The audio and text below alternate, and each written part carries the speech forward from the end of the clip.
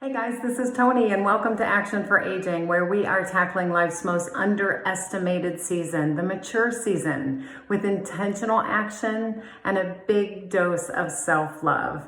If it's your first time here, do me a favor and go ahead and hit that red subscribe button below. And again, welcome to my channel. Speaking of love, I'm sure some of you have heard the story this week about that little baby that was premature, 11 and a half ounces, and is celebrating their 1 year birthday. It just must be such an overwhelming sense of joy and relief and hope for the future, right? For the parents of this little one.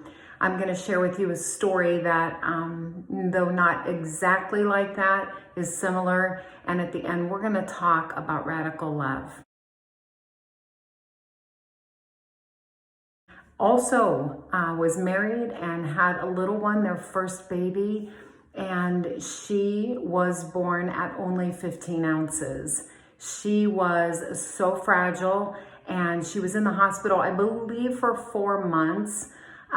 Which actually, I think that's pretty quick for them to go ahead and get her on her way and be able to let them take her home. Of course, she came home with all kinds of medical monitoring equipment and lots of medical appointments and a lot of scary moments. But she did come home, and they were so blessed to have her for 7 months. Sadly, she did not survive.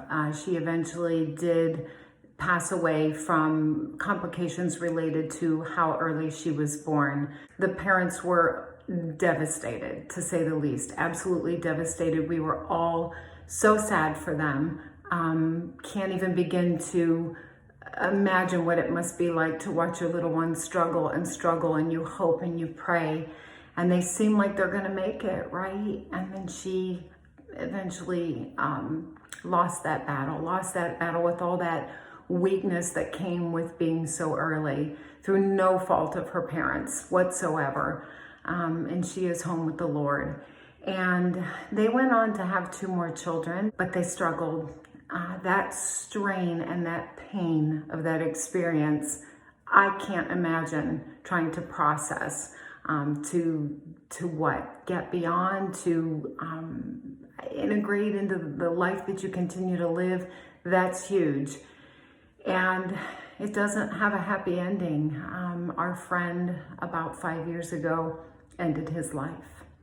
And so I look at that little baby today, and I look at that radical love, and I witnessed that radical love, and I am reminded that that is the kind of love that my Heavenly Father has for me. That's why He sent His Son to die on a cross, to pay a price that I could never pay. There's nothing I can do in this whole world that would be good enough to earn my way into the good graces of my God.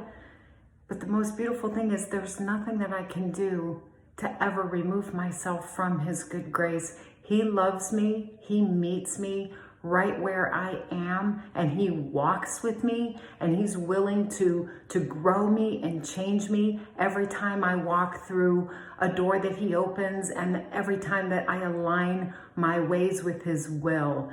And that is radical. So I would ask you today what you're doing to experience radical love in your own life.